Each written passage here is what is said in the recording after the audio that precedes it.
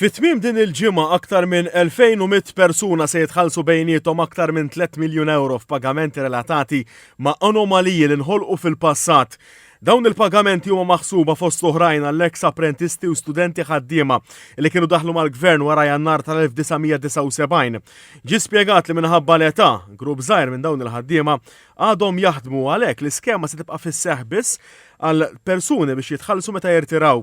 Benefiċjarji oħrajn jinkludu l-ex membri tal-korpi, l-ex ħaddiema tal-Gas Board u l-Malta Electricity Board li kienu naqdu mal-Ene Malta fl-1977.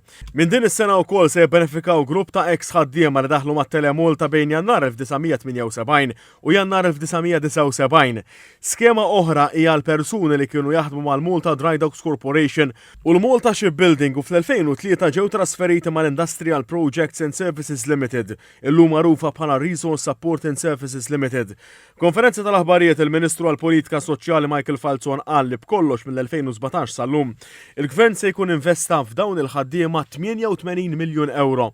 Din hija 8 sena konsekuttiva fejn għal darb'oħra bħala amministrazzjoni nżommu kelbna man-nies. Il-kelma li tajna li nagħmlu tajjeb għal inġustizzji u anomaliji tal-passat. Il-Ministru Falzon qal li dan l-impenn huwa xhieda tal-qalb soċjali tal-Gvern li jindirizza l-inġustizzji tal-passat.